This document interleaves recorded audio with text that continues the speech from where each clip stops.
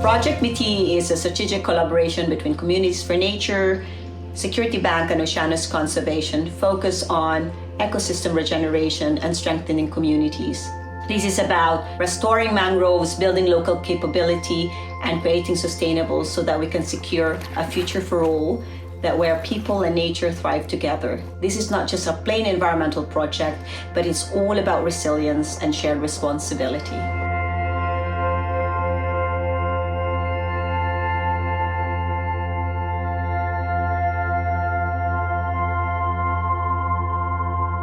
There are three reasons why we chose our project sites for Project MITHI, namely Aringay and Bais. Number one is its environmental pressure, number two is community vulnerability, and number three is addressing the gaps in the conservation work that's already there. So for Aringay, it has repeated flooding, typhoons visit the area, so hence the reason why there is restoration of mangroves in the project deliverables. Number two is that we also wanted to help Bais in terms of its monitoring of its wildlife there and the assessment.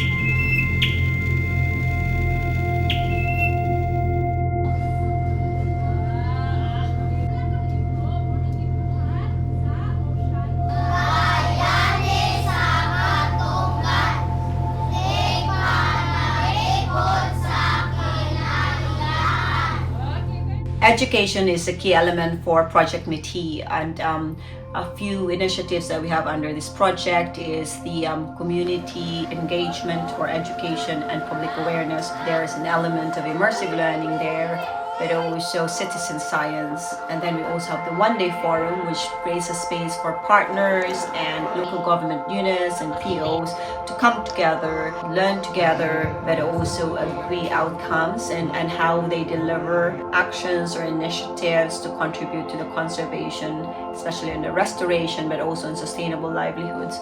So at the one-day forum, we turned over equipment to the Bantay Dagat, and this is also really important to show that we support these environmental stewards in terms of delivering their work and protecting the environment.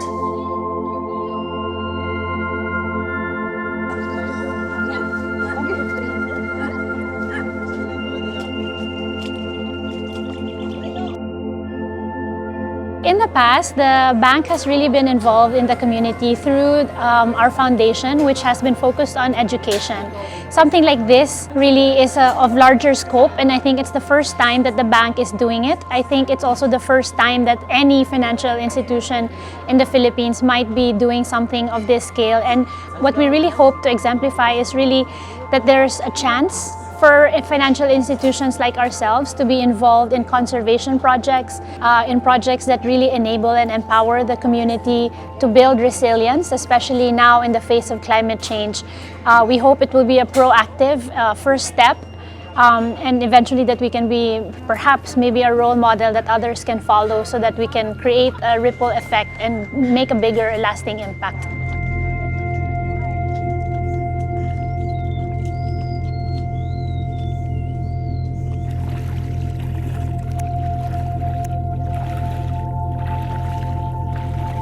Hanggang ngayon po, hindi na po kami nag-evacuate.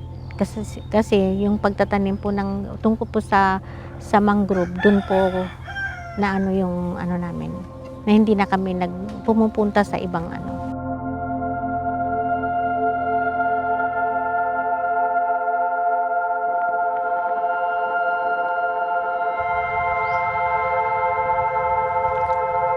Dako ay namang kalipay nga anaa ang Oceanus, kauban ang si MITHI, si Security Bank nga ni paambit sa ilang eksperto sa pagkuha og mga importanteng mga datos sa amo ang resources diri sa Bais City para magamaan unya namo puhon og mga polisiya unsaon namo pagprotektar para sa amo ang database unya paggama og mga livelihood.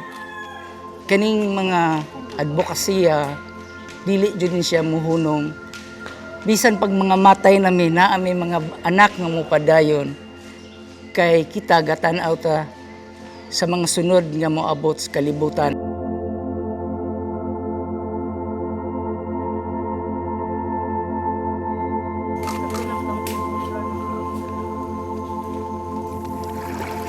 Ang kinabuhi sa kalibutan dili lang tao, sila tanan nga naay kinabuhi konektado ang tanan, angayan lang protektahan.